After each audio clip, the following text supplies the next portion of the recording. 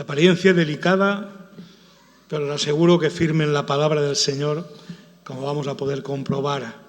Vamos a orar por él y por la palabra que va a compartir con todos nosotros. Oramos. Gracias, Padre, gracias, Señor, porque queremos escuchar tu dulce voz como hemos cantado, Señor, y queremos hacerlo a través de tu siervo.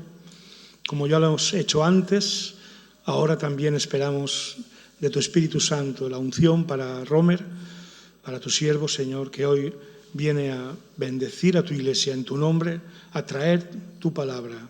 Y te doy gracias por su vida, gracias por tu testimonio, gracias por el amor a ti y a tu palabra que ahora compartirá con todos nosotros. Tómalo, Señor, úsalo y prepara nuestros corazones para recibir el mensaje que has puesto ya en el suyo. En el nombre de Jesús. Amén. Amén. Amados, así empezaba Pablo sus cartas, el apóstol. Amados y amadas, hermanos. Feliz día del Señor. El día del Señor es el domingo, en latín es Dia Dominis. Por eso es que los creyentes se reunían los domingos, porque los domingos recordaban el día que el Señor resucitó. Y desde entonces llamaron ese día Dia Dominis, domingo. Esa es la razón por la que nos reunimos en domingo. Y se reunían en las madrugadas porque era un día laborable, era un día de trabajo. No era como en estos tiempos que es de descanso, como decía el pastor en uno de sus sermones. Este domingo es un sábado. Pero en las primeras comunidades cristianas se reunían a las 4, a las 3 de la mañana y en secreto muchas veces en domingo. Por eso es bueno recordar y darnos siempre en las reuniones que tenemos dominicales, feliz día del Señor. Estamos celebrando el mes de la familia. Y en este mes de la familia celebramos también todas las cosas buenas que el Señor ha hecho en medio nuestro. Las pasadas, las de hoy. Este culto de primero estuvo muy bueno. La predicación, excelente.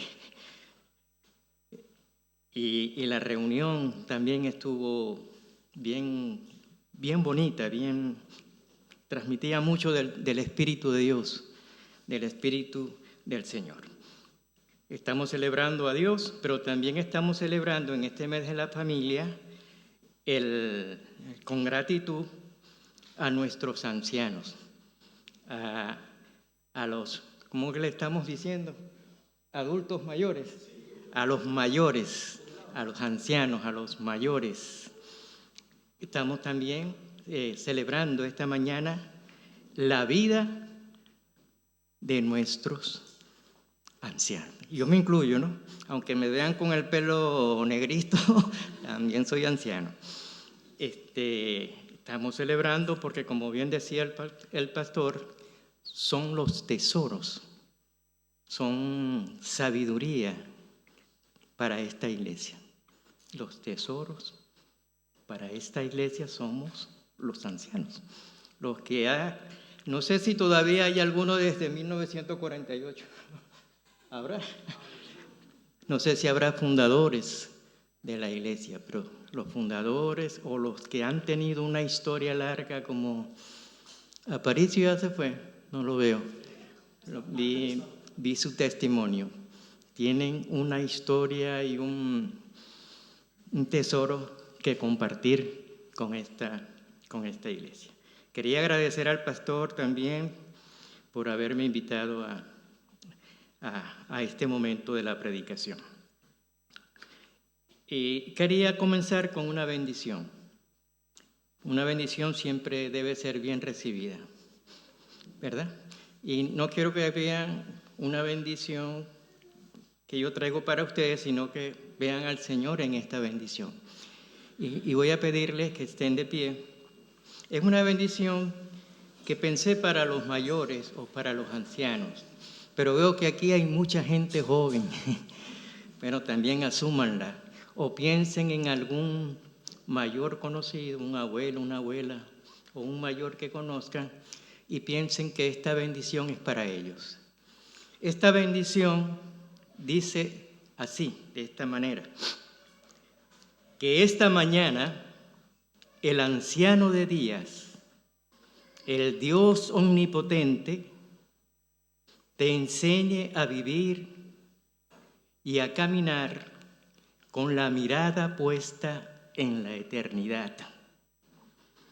Que Él, en su infinita ternura, peine tus canas como muestra de su cariño paternal. Que el Eterno te conceda la gracia de escuchar con claridad su dulce voz. Amén. Por eso me gustó mucho el canto de dulce voz, porque coincidimos en la expresión. Podemos sentarnos. El título de la predicación es el siguiente. Jesucristo es el Evangelio preservado en la memoria de los ancianos. Jesucristo es el Evangelio que fue cuidado, fue guardado en los recuerdos y en la memoria de los ancianos. Y fue no solo guardado, sino también transmitido. Ese es el título que traigo y está basado en Marcos 1:1. El Evangelio de San Marcos, capítulo 1:1. Dice así este versículo: principio del Evangelio de Jesucristo, Hijo de Dios. Eso es todo lo que dice. Y quería enfatizar en esa palabra, Evangelio. En la predicación pasada, cuando hice la primera predicación en esta iglesia, prediqué sobre Jesucristo, principio del Evangelio. Y ahora voy a predicar Jesucristo es el Evangelio. Si se dan cuenta, el título está haciendo referencia a que el Evangelio es una persona, no es un libro, no es solo un anuncio, no es solo un mensaje, es una persona llamada Jesucristo. El Señor de los señores, el Rey de reyes, el profeta de los profetas, Jesucristo. Él es el Evangelio, pero lo quiero enfocar desde los mayores porque los mayores jugaron un papel importante en transmitir en los tiempos el Evangelio que se refería a Jesucristo. Por eso que celebrar hoy domingo, el Día de los Mayores, creo que es el Día Internacional, no sé, escuché por ahí algo, pero si no es, vamos a asumirlo como el Día de los Mayores para esta iglesia. ¿Ok? ¿Amén? Así se dice. Amén. Pero antes de comenzar, yo quiero tener unas palabras preliminares. Decir que los evangelios se escribieron con la intención de que los hechos de Dios, hechos a través de su Hijo Jesucristo, se manifestaran. Para eso se escribieron los evangelios, para que ya no se olvidaran lo que el Señor hizo a través de su Hijo Jesucristo. Y el Señor Jesucristo hizo muchas cosas, enseñó, hizo milagros, sanó a muchos enfermos. Recuerdo con gratitud el Sermón del Monte, que lo estamos estudiando en una de las casas ADN. Ahí hay una enseñanza enorme. Ahí lo escuchó muchísima gente. Multitudes escucharon la voz del Señor Jesucristo. Pero no solamente sus hechos, sino la obra redentora, portentosa de Jesucristo en la cruz, en el Gólgota. Para eso se escribieron los evangelios, para dar testimonio de cómo en la vida del Señor Jesucristo se encarnó el reino de Dios. Es posible, no hay que esperar ir a los cielos para ver si se cumple o no, o si se vive o no el reino de Dios. En Jesucristo ya se cumplió, ya se encarnó ya se vivió. Entonces, esa es la intención de escribir los evangelios. La otra es que cuando uno comienza a investigar cómo fue que se formaron como escritura los evangelios, eso es un mundo fascinante. En los primeros años, en los primeros 40, 60 años, no se necesitaba un evangelio escrito. Las primeras comunidades no necesitaban un evangelio escrito en un libro como lo tenemos ahora, porque la figura de Jesús estaba viva en la memoria, y otra vez hago referencia a la memoria, de aquellos que estuvieron cerca de Él, los que comieron con Él, los que estuvieron cerca de Él, los que fueron sanados por Él, tuvieron la imagen, tuvieron la figura, tenían el recuerdo vivo del Señor Jesucristo. Por eso no necesitaron en esos primeros años un evangelio escrito. La tinta y el papel eran rostros de los ancianos y voces de los ancianos que no se callaron. Y en el primer siglo, hablar, levantar la voz para dar testimonio del Señor Jesucristo, a muchos les costó la vida, muchos fueron mártires, porque los romanos, los emperadores, como el Nerón, persiguieron a los creyentes. Y no solo los persiguieron, los mataron en el circo, los mataron. Eso es terrible cuando uno lee la historia por el hecho de confesar el Kyrios Jesus, por el hecho de proclamar que Jesucristo era el Señor, los mataban. Terrible, ¿no? Fíjense por todo lo que pasaron nuestros antepasados, para que nosotros hoy podamos cantar con toda libertad que Él es el Señor, que Él es el Todopoderoso, y alabarlo. Eso es bueno saberlo. O sea, la intención era transmitir los hechos portentosos que Dios había hecho a través de Jesucristo, y que en el principio del origen de la iglesia no había necesidad de la escritura o de un evangelio escrito. El evangelio era vivo. El evangelio era la persona de Jesucristo, que todavía se movía a través de su Espíritu Santo entre sus seguidores y de quienes lo adoraban y alababan. Y eso era lo que decía el libro de los Hechos, Lucas, que dice que se reunían en las casas de familia. Por eso en el mes de la familia hay que recordar que las primeras iglesias, que llamaban iglesias domésticas, se reunían en casas de familias. Y allí comían, tenían lo que llaman un ágape. Hoy va a haber ágape hoy en esta iglesia, creo, ¿verdad? En el grupo Gema va a tener un ágape. Pero antes tenían ágapes con mucha frecuencia en las casas de familia en el primer siglo, las primeras iglesias. Así que hay que entender que así se presentó la iglesia, como una iglesia de familia. El evangelio se formó en el calor del hogar, en el calor de la casa de familia. Eso es bueno saberlo, porque ahora, bueno, tenemos templos. Antes ellos no tenían templos porque no eran comunidades de mucho dinero.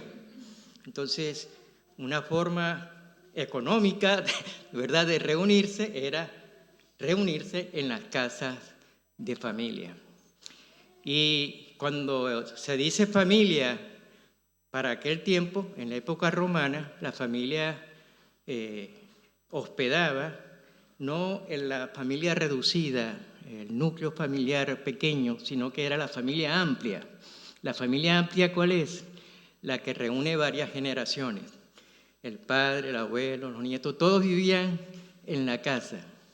Y también la familia, los esclavos que vivían, eso estoy hablando de la casa en el tiempo de Roma.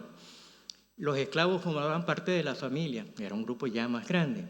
Y también los esclavos que recibían la libertad también llegaban y eran parte de la familia. Entonces, cuando se dice familia, se reunían en familia, no era un grupo pequeño, era un grupo grande. cuando se convertía a Jesucristo, el pater de la familia, el padre de la familia, reunía al grupo grande para compartir el Evangelio. Entonces, también es importante el papel que la familia jugó en la transmisión del Evangelio en los tiempos. Entonces, es bueno este tipo de celebración mensual que tiene la iglesia. Yo creo que acierta la iglesia al celebrar un mes de la familia, para que no quede así que, ¿verdad? Que los que venimos aquí venimos sin familia. ¿Cómo que venimos sin familia? Todos somos familia. Como decía el pastor que predicó ahora, Manuel es que se llama él, ¿verdad? Él decía que la perspectiva de Dios es totalidad. Cuando decimos familia, todos aquí ahorita somos familia en Cristo. El Cristo logró eso, que no existieran desigualdades, desuniones. El Señor ha hecho de que todos, como totalidad, ante el Padre, seamos hijos e hijas de Él. Somos familia. Aleluya. Gracias por eso, Señor. Sigamos adelante. Vuelvo a leer el versículo. El versículo dice: principio del Evangelio de Jesucristo, Hijo de Dios. Este mensaje no solo es para los ancianos, sino para todos los jóvenes que estamos aquí, para toda la persona, porque es un mensaje universal, es para todos y todos. Esa es la idea de totalidad. La totalidad es un absoluto, como dicen los filósofos, es un absoluto, lo abarca todo. No hay nada fuera del todo, no hay nada ni nadie fuera del todo. Voy a comenzar a abordar este título, espero que me dé el tiempo, con 3 puntos. Uno es la palabra evangelio antes de Jesucristo. Cómo se veía y cómo se entendía esta palabra evangelio. El otro punto sería lo que no es el evangelio. Mucha gente tiene su opinión sobre el evangelio, pero es bueno tener claro qué es el evangelio. Y el otro sería Jesucristo es el evangelio. Serían esos 3 puntos. Comienzo con el primer punto, que sería la palabra evangelio antes de Jesucristo. Antes de que el evangelio se escribiera en papiros y pergaminos, pertenecía a una tradición viva, o sea, a una memoria viva, que correspondía en su mayoría a los ancianos, a los abuelos y a las abuelas, a los padres y a las madres incluso. Porque la tradición oral, así la llamaban, la tradición oral pertenece a los mayores. O por decirlo de alguna manera, en el principio el evangelio tenía un rostro de ancianos. Interesante eso, tenía un rostro de ancianos, que eran los que transmitían el evangelio. Y ellos, los mayores, los ancianos, eran los portadores de ese evangelio, de esa buena nueva, y eran los comunicadores de Jesucristo como persona, no solo como un mensaje, no solo como un libro, no solo como una noticia, sino que el evangelio es una persona. Jesucristo es, y seguirá siendo por siglos, el evangelio de Dios. El evangelio del reino de Dios, el evangelio del Hijo de Dios. Ese evangelio se transmitía de boca en boca. En eso consistían las redes sociales de aquel tiempo, de boca en boca. Hoy no, hoy llega el mensaje del evangelio a través de las redes sociales, es impresionante. Y hay muchos que están usando las redes para transmitir el evangelio, y eso es loable. Eso hay que celebrarlo también, ¿no? Pero en el principio, la dinámica de esas redes era de boca en boca, y hablaban y decían y lo comentaban. Se ponían en las calles para hablarle a los gentiles, en las plazas, en el mercado, se hablaba de Jesucristo. Porque era la forma de de comunicar. Pero el lugar principal donde se compartía a Jesucristo como evangelio era la casa de familia. Allí era ese lugar principal. Dice Lucas en Hechos que se reunían para compartir el pan.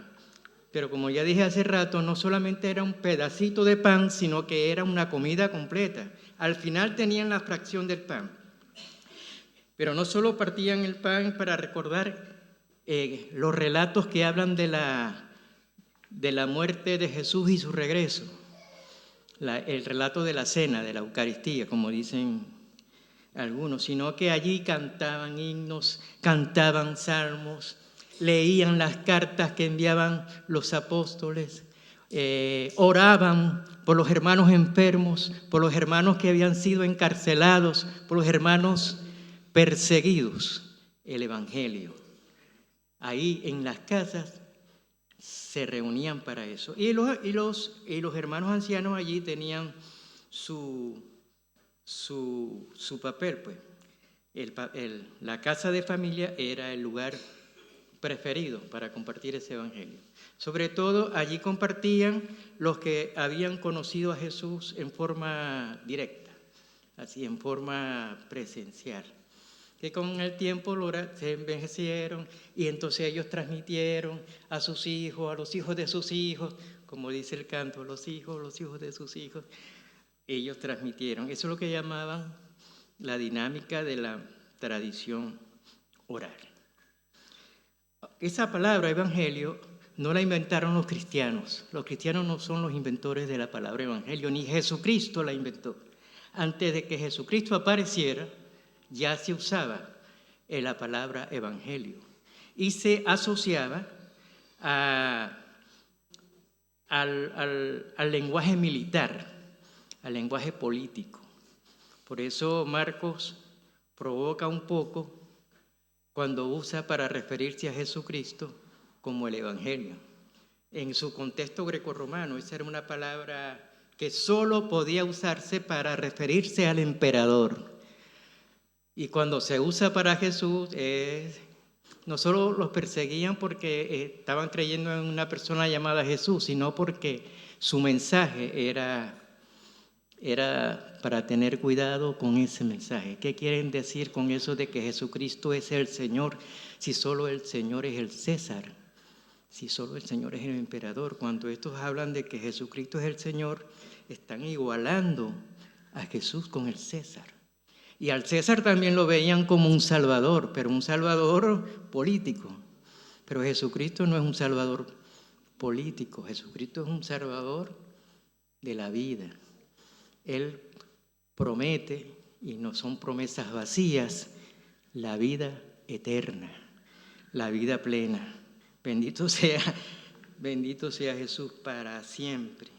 Entonces, este evangelio, Marcos, que es el primero que utiliza esa palabra para asociarla a Jesucristo, este es un evangelio distinto al que predicaban los romanos.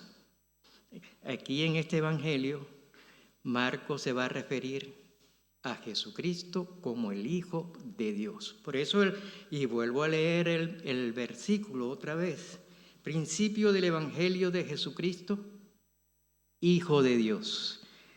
Eso es el propósito de Marcos, presentar a Jesucristo como el Hijo de Dios. Pablo también usa la palabra evangelio, pero él la utiliza como para referirse más al mensaje,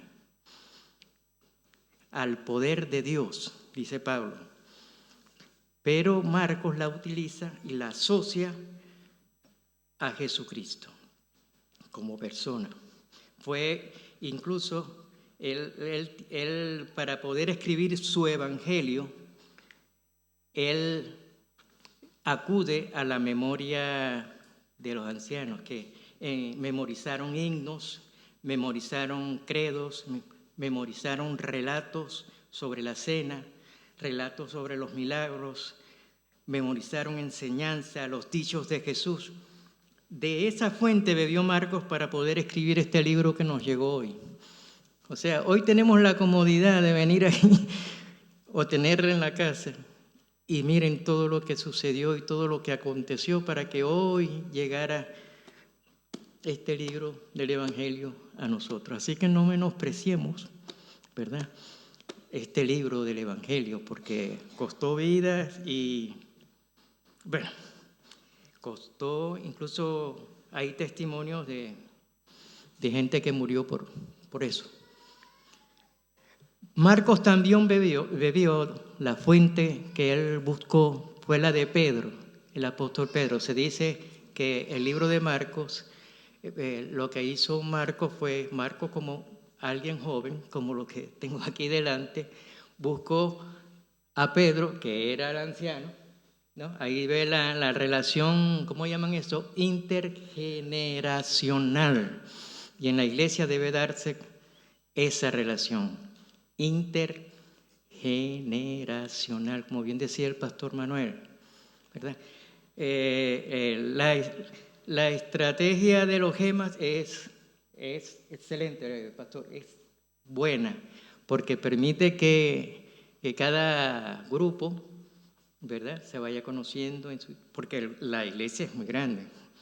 Las primeras iglesias no pasaban de 60, 70 personas, imagínense. Entonces la vida familiar era más fuerte, pero en iglesias grandes como esta, esa posibilidad de reuniones en elementos que nos unen, la edad y otras cosas, es buena, es muy buena, pero que no sean motivo de exclusión, sino todo lo contrario, que sean para fortalecer la familiaridad, para que como iglesia nos sintamos que de verdad somos una familia grande, una familia del Señor.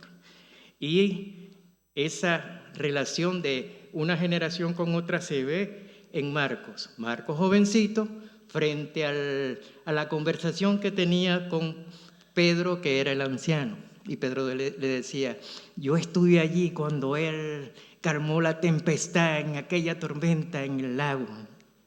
O sea que Pedro estaba hablando de su experiencia, de lo que él vivió. Ese es el Evangelio de Jesucristo,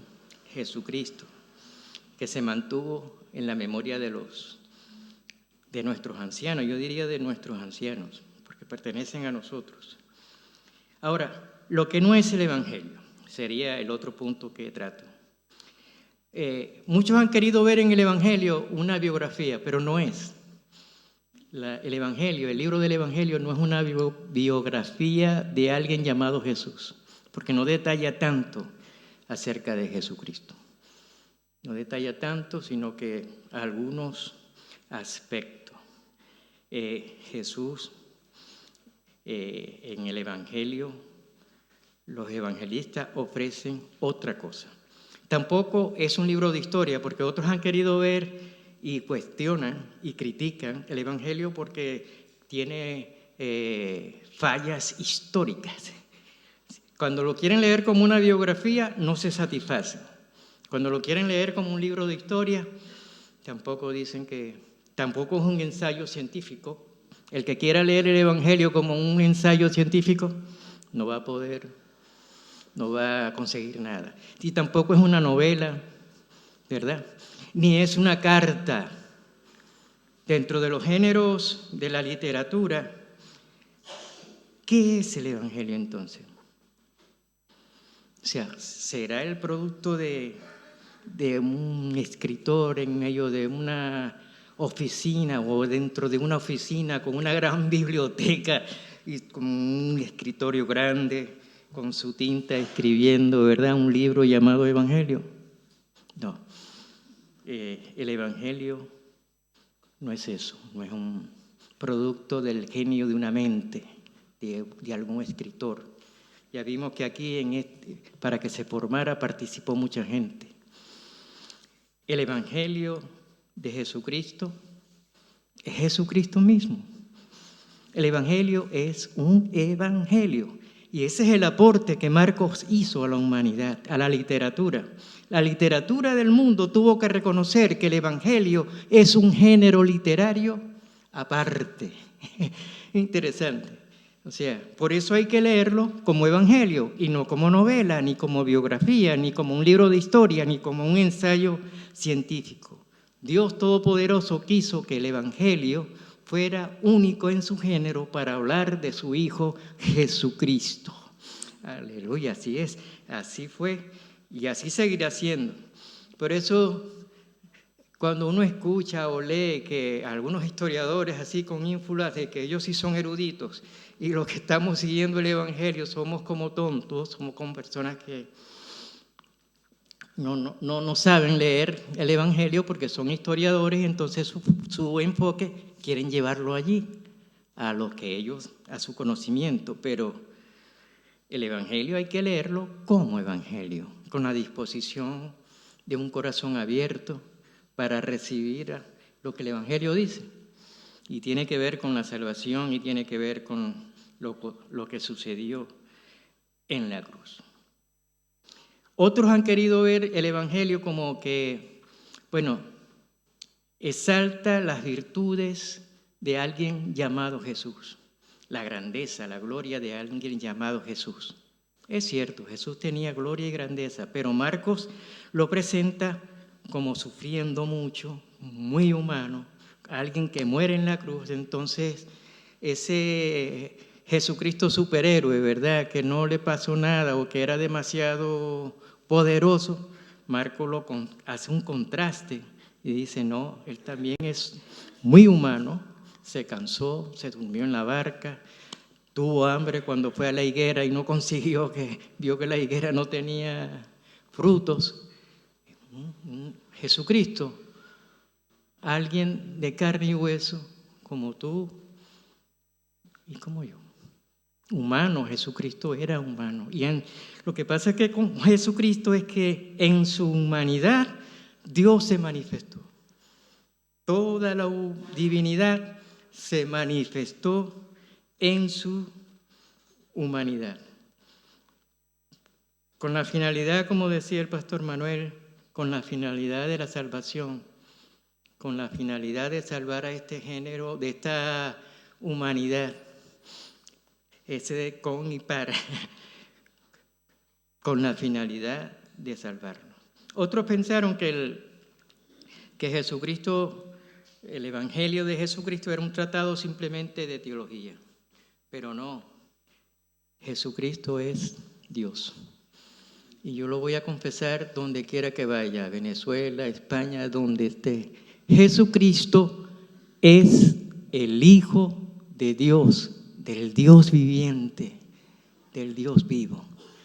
Y eso hay que proclamarlo con todas las fuerzas. Hay que proclamarlo en los 4 puntos cardinales del planeta. Hay que proclamarlo a todo pulmón. Por eso yo invito a que no tengamos prejuicios con el Evangelio. No tengamos prejuicios. Y dejemos que Dios Padre Eterno se revele y revele lo que es el Evangelio. Porque nadie descubre lo que es el Evangelio si Dios no se lo revela. Si el Espíritu Santo no quita el velo, no despierta la fe que hay allí en ese libro que se llama Evangelio, que son varios evangelios, no es uno solo.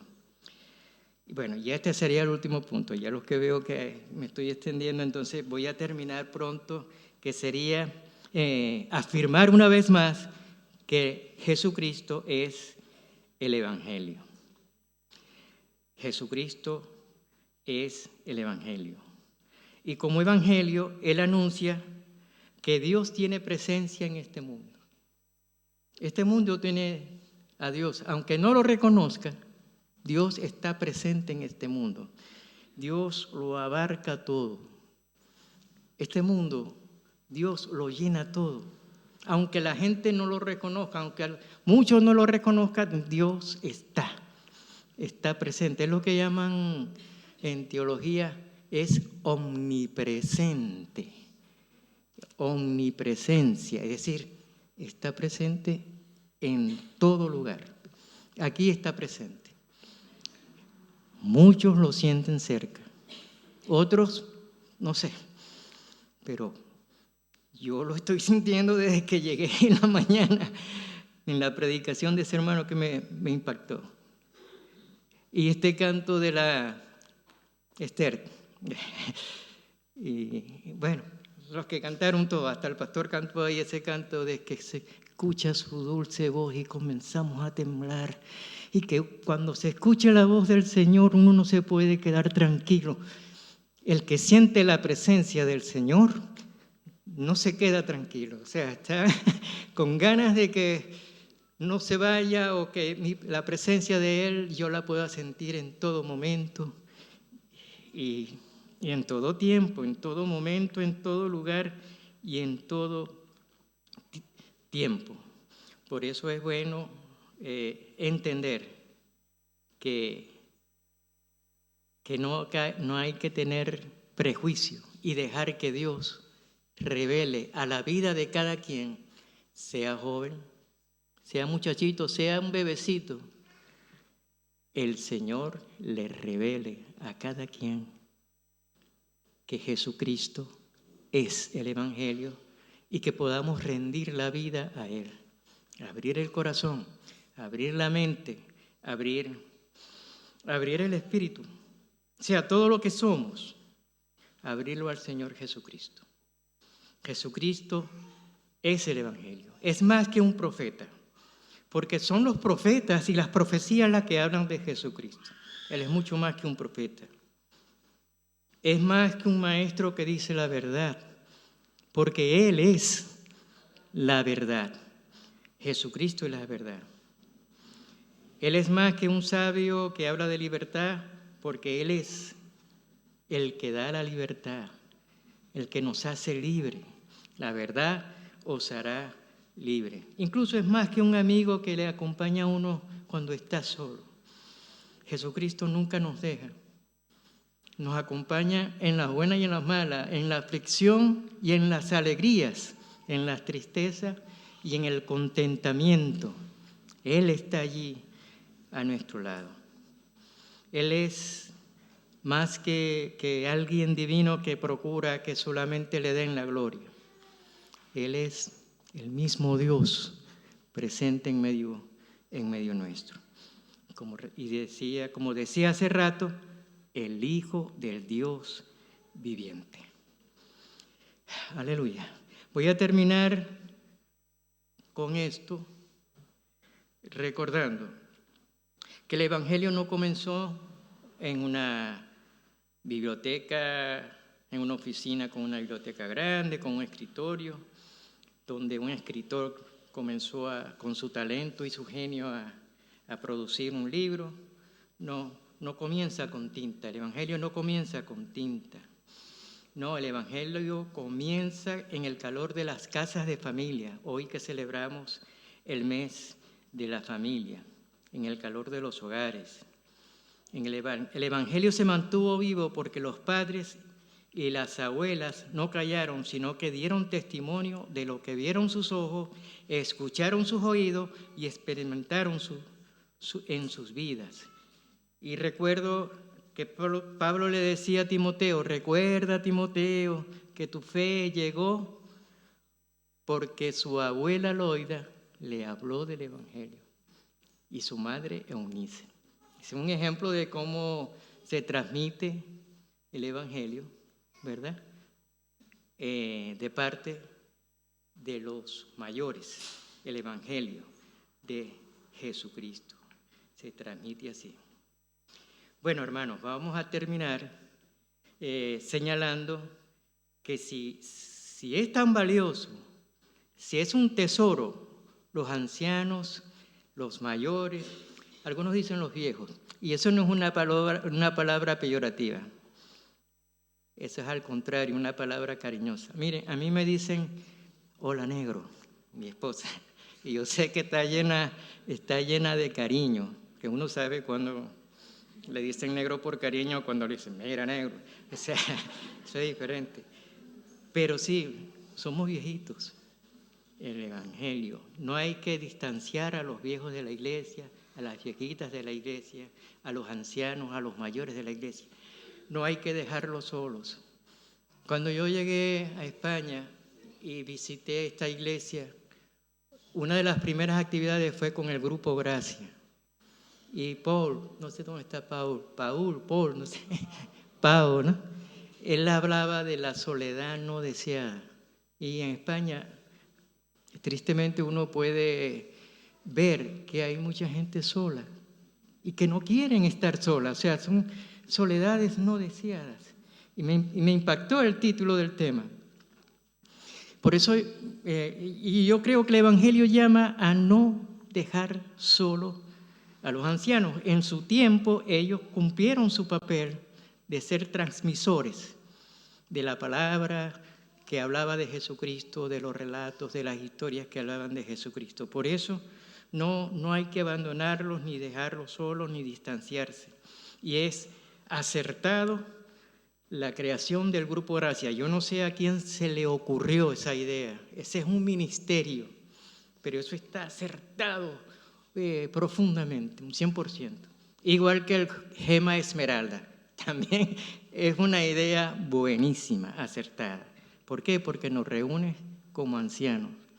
Y aunque la enfermedad nos pegue y nos quiebre, el anciano todavía en sus recuerdos y en sus enseñanzas y en sus consejos tiene tesoros que dar a sus nietos y a los hijos de los nietos y a todos los que puedan dar. Entonces eso hay que valorarlo mucho. Y en estos dos grupos se da esa realidad, ¿verdad? Entonces vamos ya cerrando y terminando esta predicación. Me disculpan lo extenso. Vamos a estar de pie porque vamos a hacerlo también, a terminar con una bendición. Pero antes vamos a hacer un momento de silencio. Vamos a hacer un momento de silencio y pensemos en algún hermano o hermana del Grupo Gracia. Traigámoslos a la mente. O del Grupo Gema, para dar gracias por la vida de él en nuestro pensamiento y para poder interceder ante el trono del Señor. Si no, pensemos en algún anciano, en algún hermano o hermana anciana que conozcamos los jóvenes. Pensemos en un momento de silencio para orar por él, para que Dios bendiga su vida. Después de ese momento de silencio, yo voy a leer la bendición.